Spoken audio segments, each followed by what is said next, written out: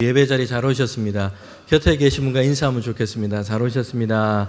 하나님의 평강이 함께 하시기를 바랍니다. 네, 오늘은 이사야서 37장 말씀으로 하나님 편에서는 기도라는 제목으로 함께 하나님 말씀을 듣도록 하겠습니다. 오늘 본문에 보면 히스기야라는 사람이 등장하고 있습니다. 그는 남유다를 다스렸던 왕이었습니다. 성경에 보면 히스기야를 열왕 중에 하나님 보시기에 정직히 행했다, 긍정적인 이 평가를 하고 있습니다. 완벽했다, 실수가 없었다라는 이런 뜻은 아닙니다. 그의 인생 전체를 통해서 봤을 때 하나님을 경외하고 섬기는 이런 왕으로 우리에게 소개하고 있습니다. 여러분, 그런데 하나님 보시기에 이렇게 긍정적으로 평가되고 있지만 그의 인생 가운데 위기가 없었다, 어려움이 없었다라는 것을 말하고 있지 않습니다. 성경에 보면요, 그 인생이 긍정적으로 믿음의 사람으로 평가되는 사람들도요, 다 마찬가지입니다. 인생의 어떤 위기, 고난, 이런 시련을 그들도 경험했다는 것입니다. 예외가 없었습니다. 그들도 하나같이 예외 없이 삶의 문제, 위기의 문제, 여러 종류의 고난과 인생의 시련, 이런 문제들을 그들은 마주했던 것입니다. 여러분, 히스기야가 만났던 인생의 위기, 인생의 문제는 무엇이었습니까? 성경에서는 크게 두 가지를 얘기해 주고 있습니다. 이사야서 36장 1절과 2절의 말씀에 보면요, 이렇게 말씀하고 있습니다. 1절 말씀만 제가 읽도록 하겠습니다. 히스기야 왕 14년에 아수르 왕 사네립이 올라와서 유다의 많은 모든 견고한 성을 쳐서 취하니라. 지금 히스기야가 왕으로 지금 유다를 다스리고 있는데 14년이 되었습니다. 여러분, 이 정도가 되면 어느 정도 연수가 되었습니다. 안정적으로 나라를 통치하고 다스릴 수 있는 이런 시기가 됐습니다. 여러분, 그런데 그때 큰 위기를 경험하게 된 것입니다. 북방에 있던 강한 나라였던 아수르가 대군을 이끌고는 이 남유다를 침범해 오게 된 것입니다. 유다의 많은 성읍들을 이미 다 정복을 했습니다. 그리고 이제는 예루살렘만 남겨두게 된 것입니다. 적들을 방어하기 위해 특별히 대비해 놓았던 요새들도 큰 힘을 쓰지를 못했습니다. 예루살렘만 남게 되는 이런 긴급한 상황 가운데 놓이게 된 것입니다. 여러분, 이런 큰일을 만난 것이요, 국가적인 어떤 위기, 나라가 지금 위태로운 이런 상황에 놓이게 됐습니다. 성도 여러분, 그런데 히스기야가 만났던, 인생 가운데 만났던 그 어려움은요, 이것만이 아니었다는 것입니다. 이사야 38장에 보면요, 이렇게 말씀을 하고 있습니다. 그때 히스기야가 병들어 죽게 되니, 이렇게 시작을 하고 있습니다. 여러분, 히스기야와 남유다는요, 강한 나라에 의해서 삼켜지는 이런 위기와 어려움을 막 벗어났을 때였습니다. 그때에 하나님의 도우심으로 그들이 승리를 했을 때, 그때에, 얼마 되지 않은 그때에 이제 좀 평안하게 좀 살 수 있겠다, 지낼 수 있겠다, 이런 생각이 들 때였습니다. 그런데 그때에 히스기야가 어떻게 됐다고 얘기합니까? 병이 든 것입니다. 그것도 큰 병이 들어서 죽을 위기에 놓이게 됐다는 것입니다. 다스렸던 나라는 국가적인 위기에서 겨우 벗어났습니다. 안정을 찾았습니다. 그런데 이번에는 히스기야 자신이 지금 심각한 병에 걸려서 이제 생명의 위기를 마주하게 된 것입니다. 성도 여러분, 이러고 보면요, 인생이라고 하는 것이요, 위기라고 하는 이 파도를 지금 계속해서 지나가면서 항해를 하는 것처럼 이렇게 느껴집니다. 한 번의 큰 위기를 넘어섰고 이제는 이것으로 끝난 것이 아닙니다. 또 다른 어려움, 또 다른 시련이 그의 인생 가운데 다시 찾아오게 된 것입니다. 그래서 거듭해서 찾아오는 이 파도를 넘어서는 것처럼 이런 항해를 하고 있는 것처럼 느껴집니다. 바다를 항해하는데 파도를 안 만나고 가겠다라고 생각하는 것은요, 있을 수도 없는 일이지만 여러분, 기대할 수도 없는 일입니다. 위기, 어려움, 고난, 시련, 이런 파도를 하나도 안 만나고 내 인생의 항해를 하겠다라고 하는 생각도 마찬가지입니다.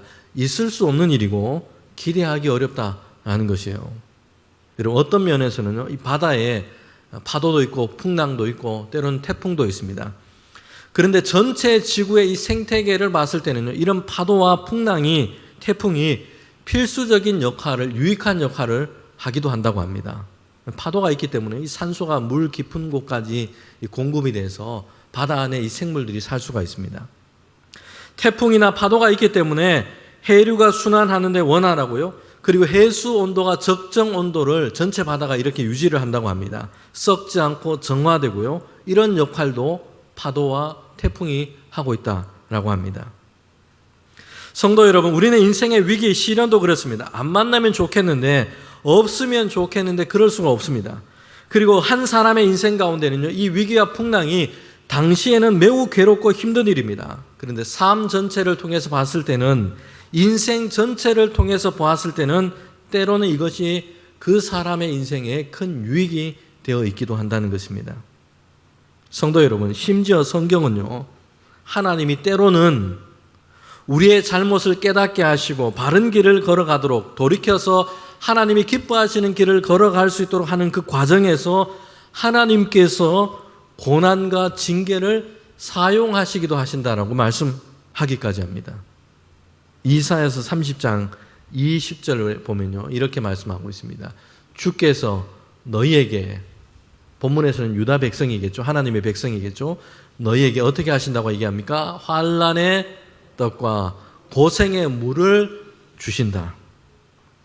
그럼 다른 누가 아니고 주님께서, 하나님께서 그의 백성, 유다 백성에게 환난의 떡을 먹게 하시고 고생의 물을 마시게 하시기도 하신다는 거죠. 여러분, 왜 그렇습니까? 유다 백성이 하나님을 떠나버렸기 때문에 그래요. 유다 백성이 우상을 숭배하고 있습니다. 하나님이 아니라 세상에 다른 것을 의지하며 다른 것을 하나님인 것처럼 피난처로 삼고 있습니다.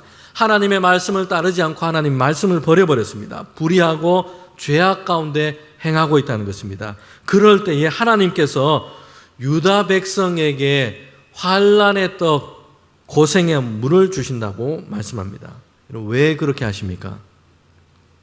그냥 고생만 하도록, 아니면 그냥 고생하다가 망하도록 이렇게 하시는 것이 아니에요. 고생 자체에, 환난 자체에 하나님의 뜻과 목적이 있지 않습니다. 20절과 22절 앞서 읽었던 말씀에 보면요, 이렇게 해서 그들의 높아진 마음, 하나님을 떠난 마음, 교만한 마음, 그 마음을 낮추시고 하나님께로 돌이키도록 하세요. 하나님의 말씀을 깨닫도록 하십니다. 그리고 그들이 만들어 놓았고 그들이 수집했던 온갖 우상들을 다 버리고 이제는 하나님을 경외하고 하나님을 찾도록 그렇게 하시는 것입니다. 주님께서 주시는 고난, 환난, 이것이 이런 목적과 이런 유익을 안고 있다는 것입니다. 사랑하는 성도 여러분, 고난 자체가 선하다라고 말할 수 없습니다. 그러나 하나님은 선하신 분이십니다. 그리고 하나님께서는 우리가 이해할 수 없는 그 고난조차도 하나님의 뜻 가운데 사용하실 수 있는 분이십니다. 고난이 유익이 될 수 있는 것은요, 하나님께서 우리가 인생 가운데 만나는 그 고난조차도 하나님의 선을 이루는 일에 사용하실 수 있기 때문입니다. 자, 우리는요, 이 위기라고 할 수 있는 어떤 인생의 문제, 환난과 고난을 마주할 때도 있습니다. 그런데 중요한 것은요, 그럴 때에 우리가 그 문제를 만났다라는 것 자체보다 여기에 대해서 우리가 어떻게 반응하느냐, 어떤 태도로 이것을 마주하고 있느냐 하는 것입니다. 사랑하는 성도 여러분, 고난과 시련이라고 하는 것은요, 어떤 사람에게는, 그래서 결국에는 그 사람을 정금과 같이 단련하고 더욱더 빛나게 만들기도 합니다. 고난을 통해서 정금과 같이 되어가는 사람이 있습니다.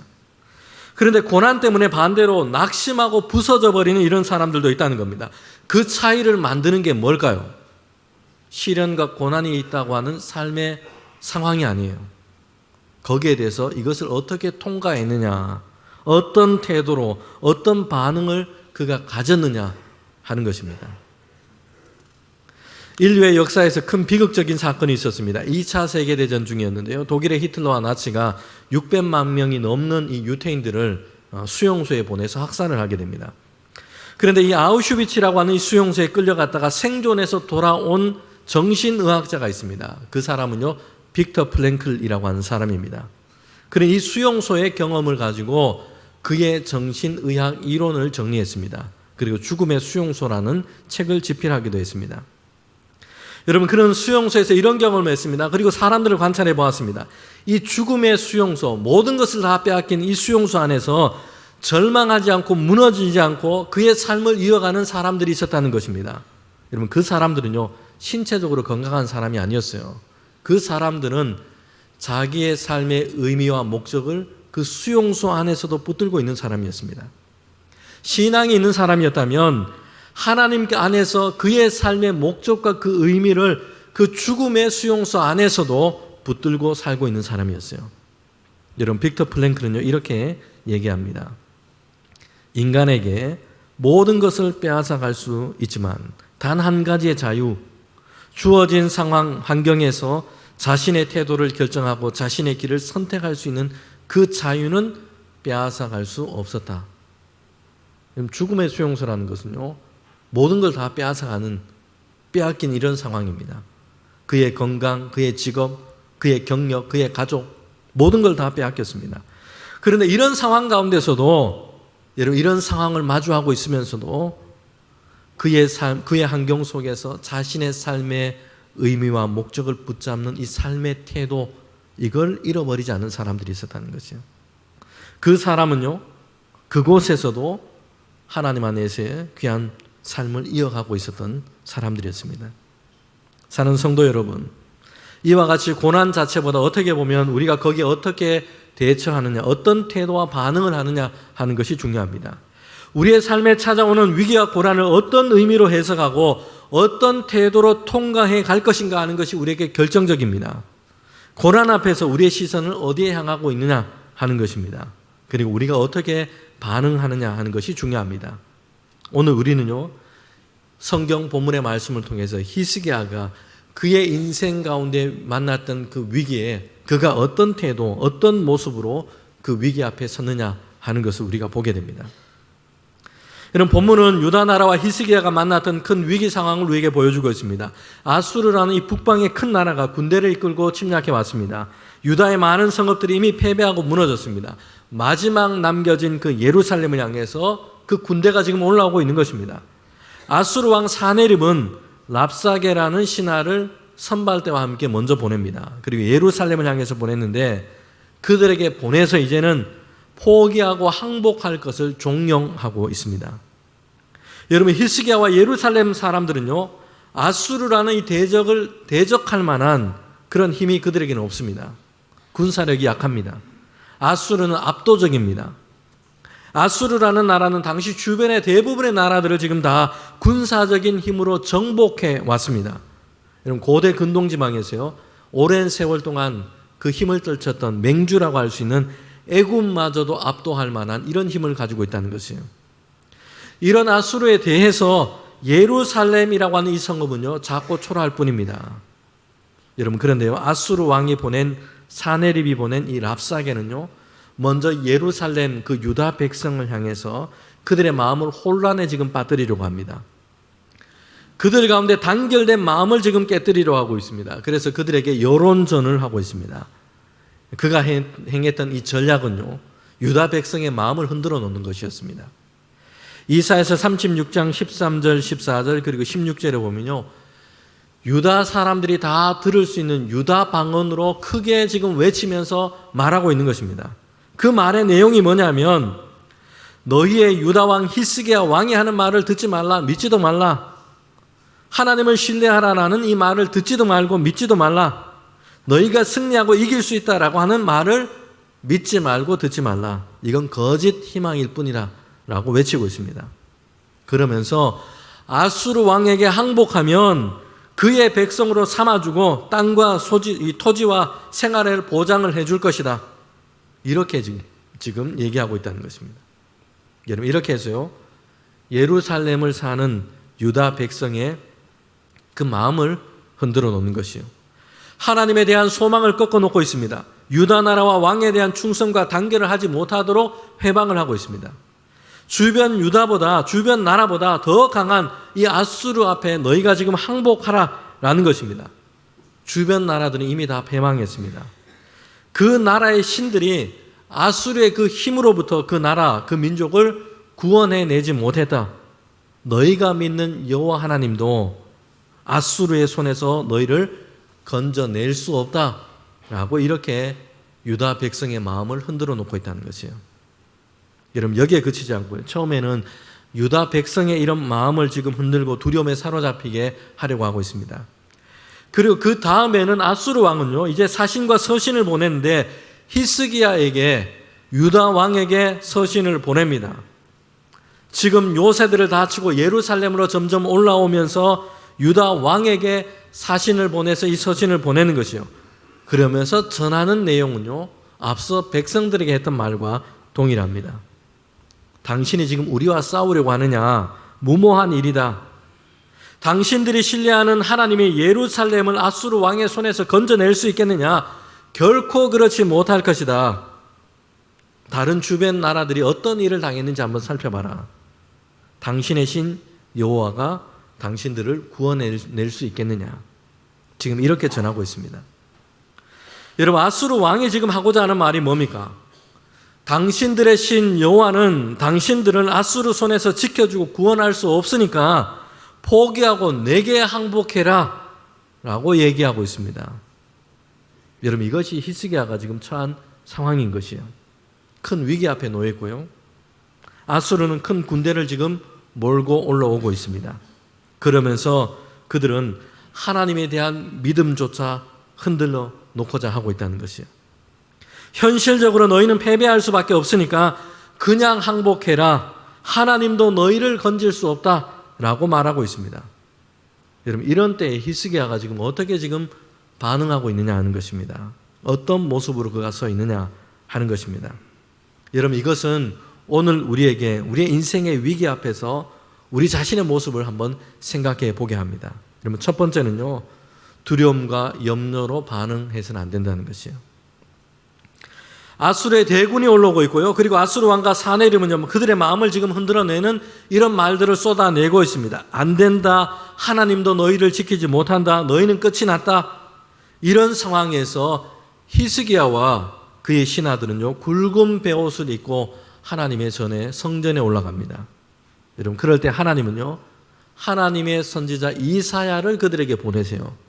그리고 그들에게 이렇게 말씀을 하고 있습니다. 37장 6절 말씀인데 저와 여러분이 함께 읽도록 하겠습니다.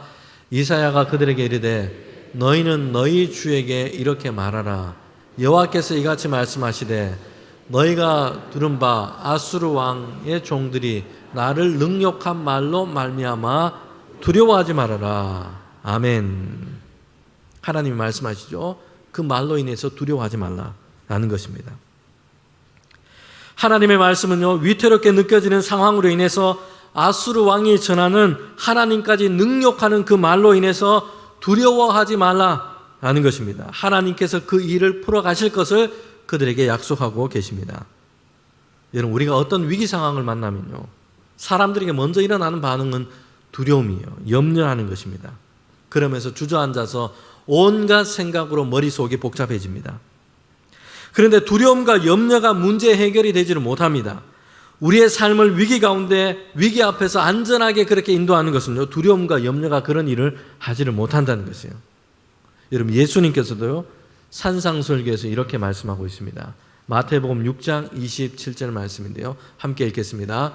너희 중에 누가 염려함으로 그 키를 한 자라도 더할 수 있겠느냐. 염려하지 말라, 근심하지 말라.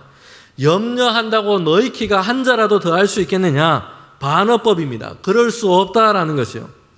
염려한다고, 두려워한다고 뭔가 바꾸려고 이것으로 변화되겠느냐? 그럴 수 없다라는 것이요. 그러면서 주님께서 하신 말씀이요, 마태복음 6장 32절 33절에 보면 삶의 어떤 위기 상황 가운데 두려워하거나 염려하지 말고 하나님의 도우심과 하나님의 사랑을 신뢰하라 라고 말씀하고 있습니다. 여러분, 위기라고 하는 이 상황은요, 그 속에서 우리는 두려움과 염려로 인해서 우리의 시선이 그렇게 빼앗길 때가 많습니다. 그런데 주님의 말씀은요, 우리의 시선을 다시 하나님께로 돌리도록 합니다. 두려워하거나 염려하지 말고 우리를 사랑으로 인도하시는 하나님을 보라라는 것이에요. 오늘 설교 주제와 관련해서요, 이 노아가 방주를 만든 걸 보면 참 의미 있게 다가오는 부분이 있습니다. 죄악된 세상, 그 사람들을 하나님이 물로 심판하시기로 작정하셨습니다. 그런데 이 세상 가운데도 하나님과 동행했던 그 노아에게 중요한 일을 맡기십니다. 그것은 방주를 만드는 일이었어요. 그런데 방주를 만드는데요, 노아가 디자인하고 노아가 생각하고 이렇게 해서 그렇게 방주를 만드는 것이 아니에요. 하나님께서 그 크기와 모양과 이런 것을 다 말씀해 주십니다. 여러분, 그런데요, 노아가 방주를 만드는데 그 창을 어디에다가 내도록 했냐면 방주의 그 창을 위를 향하도록 이렇게 내도록 하셨다는 것이요. 창세기 6장 16절에 보면요, 창을 위로 내도록 했고, 그래서 그 창을 통해서 하늘과 빛이 들어오도록 하신 것입니다. 여러분, 이것은 시선의 문제입니다. 시야의 문제입니다. 노아는 방주 안에서 홍수라고 하는 심판의 현장, 위태로운 삶의 상황을 그가 지나가게 될 것입니다. 그런데 그 창을 통해서 노아의 시선을 하나님은 어디에 두게 하셨습니까? 위를 향해서, 하나님을 향해서 두도록 하신 것입니다. 이것은 노아와 그의 가족이 세상의 풍파나 거대한 물결을 바라보면서 두려워하는 것이 아니라 하늘을 우러러 하나님의 인도하심을 바라보도록 하신 것입니다. 여기에 하나님의 뜻이 담겨 있는 것입니다. 인생의 거대한 위기, 아수르의 침공, 방주 밖의 이 대홍수와 같은 이런 상황 가운데 사람들은 자꾸 그의 시선을 빼앗기고 절망과 두려운 현실을 바라보면서 염려에 빠지기 쉽습니다. 하지만 하나님께서는 우리의 시선을 땅이 아니라 위를 향해서, 하나님을 향해서 그분의 도우심과 그분의 인도하심을 향하도록 그렇게 하신 줄 믿습니다. 여러분, 두려움과 염려는요, 단순히 우리의 마음을 그냥 불안하게 하는 정도, 이런 감정의 문제에 그치지 않습니다. 우리의 영적인 시선을 흔들어 놓습니다. 하나님을 행하실 일을 바라보지 못하게 만듭니다. 아수르 왕 사네립과 랍사게가 지금 그 말을 통해서 그들이 쏟아내는 말을 통해서 하고 있는 전략이 바로 이런 것입니다. 유다 백성 그리고 히스기야의 마음을 흔들어 놓습니다. 하나님을 바라보던 눈을 이제는 아수르의 거대한 군대를 보면서 절망하게 만듭니다. 실망하게 만드는 것입니다. 두려움에 사로잡혀 있도록 그렇게 만들려고 하고 있습니다. 여러분, 출애굽한 이 이스라엘 백성이요, 가나안 땅을 정탐했던 사건이 있는데요, 12명의 정탐꾼을 보냈는데 이 정탐하고 10명의 정탐꾼은요, 이렇게 보고를 합니다. 거기 가보니까 그 땅에 거대한 안악자손, 장대한 사람들이 살고 있다라는 것입니다. 그래서 우리는 그 땅에 들어가면 그들의 메뚜기, 그들의 밥이 되고 말 것이다, 이렇게 얘기하고 있다는 것이에요. 힘이 크고 기골이 장대한 사람들을 보고서는 두려움 속에 그냥 사로잡혀 버린 것입니다. 여러분, 그래서 그들은요, 바다의 길을 내시고 홍해를 건너가게 하신 이 위대한 일을 행하신 하나님을 바라보고 있지 못하고 있다는 것이에요. 두려움이 그들의 현실의 벽 앞에서 무릎 꿇게 만들었던 것입니다. 여러분, 이에 반해서요, 두 사람의 정탐꾼 여호수아와 갈렙은 이렇게 얘기합니다. 하나님은 그 땅을 우리에게 주신다 약속하셨다. 하나님은 약속을 이루시는 분이시다. 하나님이 우리와 함께 하시면 우리는 그 땅을 차지하고 승리할 것이다. 그 땅에 아낙 자손이 있을지라도. 여러분, 이 둘의 시선은 어떻습니까? 아낙 자손의 키, 아낙 자손의 몸무게, 아낙 자손의 덩치, 10명의 정탐꾼의 시선은 거기에 가 있습니다. 그런데 이 두 사람의 시선은요, 하나님의 위대하심, 하나님의 신실하심, 하나님의 강하심, 여기에 있다는 것입니다. 오늘 하나님의 말씀을 듣는 우리 모든 주의 성도들이 우리의 시선을 하나님께 두기를 소망합니다. 여러분, 믿음은요, 아수르가 없다라고 말하고 있지 않습니다. 그런데 믿음은 아수르보다 더 강하고 더 크신 하나님을 고백하게 하는 것입니다. 믿음은 문제가 지는 것이 아닙니다. 그 모든 문제보다 하나님이 더 크심을 우리가 고백하는 것입니다. 이것을 보게 하는 것이 이런 믿음입니다. 이런 위기의 순간에 두려움이 찾아오는 것은요, 어쩌면 인간에게는요, 자연스러운 반응일 수 있습니다. 그러나 하나님의 말씀은 그래서 우리에게 두려워하지 말라, 거듭해서 명령형으로 말씀하고 있습니다. 성경의 수많은 말씀이 우리를 향해서 두려워하지 말라라고 말씀하고 있습니다.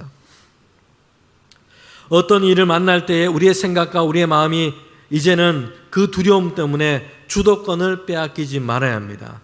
두려움이 찾아왔을 때 그 감정에 우리는 굴복하거나 주저앉아 있지 않아야 합니다.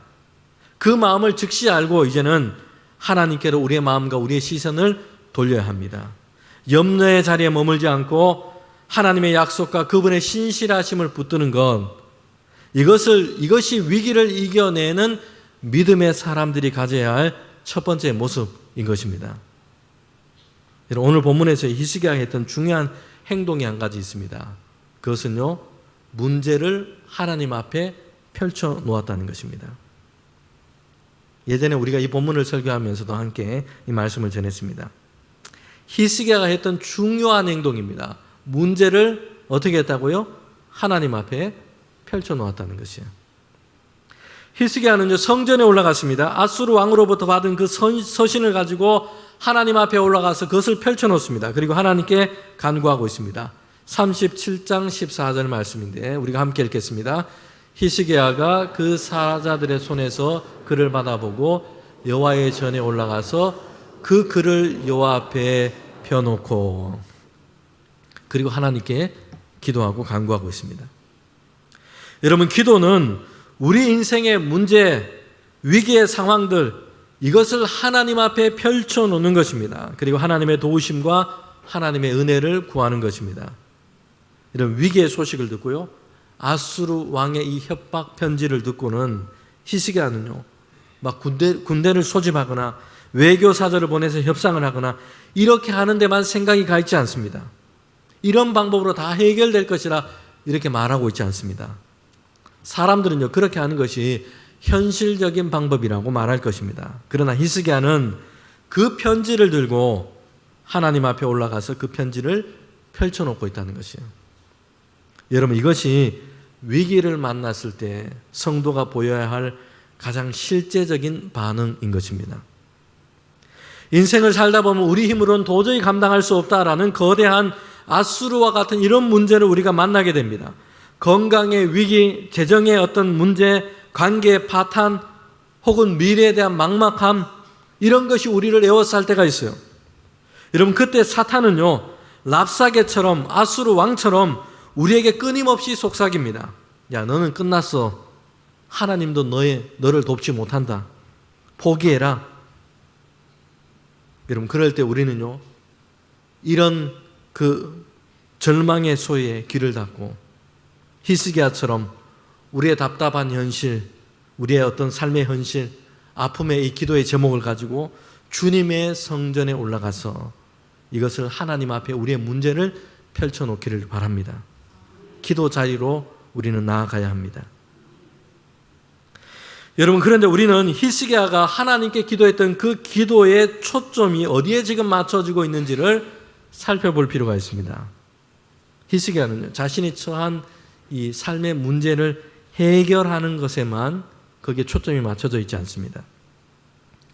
아수르 왕이 보낸 이 협박 편지를 가지고 하나님 앞에 펼쳐놓고 기도하는데 그 기도의 본질은 단순한 위기 탈출이나 군사적인 어떤 승리를 구하는 이 차원을 훨씬 넘어서 있다는 것입니다. 여러분, 아수르 왕은요, 스스로 자신이 다른 모든 민족이 섬겼던 신보다 강하고 하나님보다 강하다고 지금 자랑하고 있습니다. 자만하고 있어요. 그러면서 하나님 이름조차 모욕하고 있습니다. 유다 백성과 히스기야 왕에게 이렇게 말합니다. 하나님이 너희를 구하신다. 하나님이 너희를 건지신다. 하나님 이렇게 하지 말고 너희가 믿는 하나님이 아니라 내게 굴복해라 라고 얘기하고 있습니다. 하나님은 너희를 건질 힘이 없다. 너희는 하나님이 아니라 나의 편에 서라. 내게 항복해라 라고 아수르 왕이 그렇게 히스기야와 유다 백성을 협박하고 있다는 것이에요. 여러분, 이에 대항해서 히스기야가 드리는 기도는요, 뭐냐 하면 이렇게 기도하고 있습니다. 주님만이 여호와이신 줄 저 아수르가 그리고 세상이 알게 하소서라고 기도하고 있습니다. 여러분, 히스기야는요, 하나님의 영광과 하나님의 승리를 이루어 달라는 이 기도를 하고 있다는 것입니다.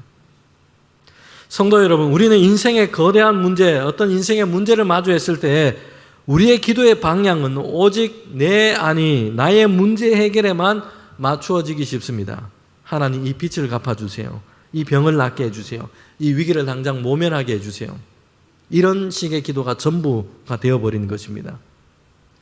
우리는 종종 기도를 통해서 하나님을 내 문제 해결을 위한 도구이거나 내 편을 들어주시는 분으로만 만들려고 합니다. 내가 원하는 방향으로 삶의 상황을 이끌어 달라라고 열심히 기도만 하는 것입니다. 여러분, 그래서요, 진정 하나님의 뜻이 무엇인지, 하나님의 영광이 어디에 있는지 관심을 두지 못할 때가 많다는 것이에요. 여러분, 물론 하나님은요, 우리의 이런 아픔과 이런 고통, 이런 간구를 들으시지만 성숙한 믿음의 기도는 여기서 한 걸음 더 나아가고 있다는 것이에요. 여러분, 히스기야는요, 아수르 왕 사네립이 보낸 이 편지 하나님 앞에 그대로 펼쳐놓고 지금 기도하고 있습니다. 이 전쟁이 단순히 유다 백성과 아수르라는 이방 나라 사이의 세력 다툼이 아니라 나는 하나님 편에 서는 그 믿음으로 내가 우리 유다 백성이 설 것이다 라고 이렇게 기도하고 있습니다. 살아계신 하나님의 영광이 세상 가운데 드러나게 될 것을 원하고 기도하고 있다는 것입니다. 내가 만나는 이 환난을 피하게 되는 것에 그치지 않고 이 모든 일을 통해서 하나님의 영광이 드러나게 될 것을 간구하고 있습니다. 여러분, 기도의 시작과 능력은요, 세상의 어떤 시험과 유혹 앞에서 내가 하나님의 뜻과 영광 앞에 엎드려 하나님 편에 서는 것입니다. 내가 하나님의 뜻과 영광 편에 서는 것입니다. 그리고 내 삶의 모든 역사 안에서 하나님의 영광과 은혜가 드러나게 해달라고 그렇게 기도하는 것입니다. 여러분, 히스기야의 기도는요, 하나님의 영광에 맞춰져 있습니다. 주여, 저들이 살아계신 하나님을 모독하는 저 소리를 들어보십시오. 그러면서 부르짖습니다. 그때 히스기야의 관심은요, 내 자존심이나 나의 안전이나 내 나라의 평화, 이것이 아니라 하나님의 거룩하신 이름이 이방인들 앞에서 조롱당하지 않는 것이었습니다. 세상이 하나님의 살아계심과 그 영광을 보게 되는 것이었습니다. 그리고 바로 하나님의 편에 서는 기도였던 것입니다. 여러분, 히스기야는요, 기도의 마지막에 그렇게 닫고 있습니다. 우리 하나님 여호와여, 원하건대 이제 우리를 그 손에서 구원하옵소서. 그리하시면 천하 만국이 주만이, 하나님만이 여호와이신 줄을 알리로다. 아멘. 여러분, 기도의 시작은 절망과 두려움, 그 삶의 자리에서 시작이 되었지만 기도의 끝은 하나님의 영광, 만국이 하나님을 알게 되는 거룩한 비전으로 끝나고 있습니다. 그는 자신의 생존이 목적이 아니라 하나님의 영광이 드러내는 것, 이것을 기도하고 있습니다. 하나님은요, 그의 기도를 들으셨고 그날 밤 천사를 보내셔서 아수르 군대를 치셨고요, 히스기야가 기도했던 것처럼 하나님의 거룩하심, 하나님의 살아계심을 온 세계 가운데 드러내셨습니다. 사랑하는 성도 여러분, 아수르 군대와 같은 인생의 무거운 어려움과 위기, 이것이 우리 앞을 가로막고 있을 때 우리가 취해야 할 행동은 분명합니다. 두려움과 염려에 사로잡혀서 이리저리 흔들리고 내 힘으로 해결해 보려고 발버둥 치는 것이 아닙니다. 그 문제를 가지고 주님 앞에 조용히 나아가 펼쳐놓는 것입니다. 그리고 이 모든 일 가운데 하나님의 영광이 드러나게 하시고 내가 믿음을 가지고 오직 하나님의 편에 서서 주님의 뜻을 이루는 자가 되게 해달라고 우리는 간구하는 것입니다. 하나님은 언제나 이런 주의 성도의 기도를 들으시는 분이신 줄 믿습니다. 하나님은 언제나 어떤 상황에서도 하나님의 이름과 그 영광, 그의 뜻을 이루시는 분이시고 하나님의 백성을 붙드시는 분이신 줄 믿습니다. 이 믿음으로 날마다 주님께 나아가는 저와 여러분 되시기를 주님의 이름으로 축원합니다. 함께 기도드리겠습니다.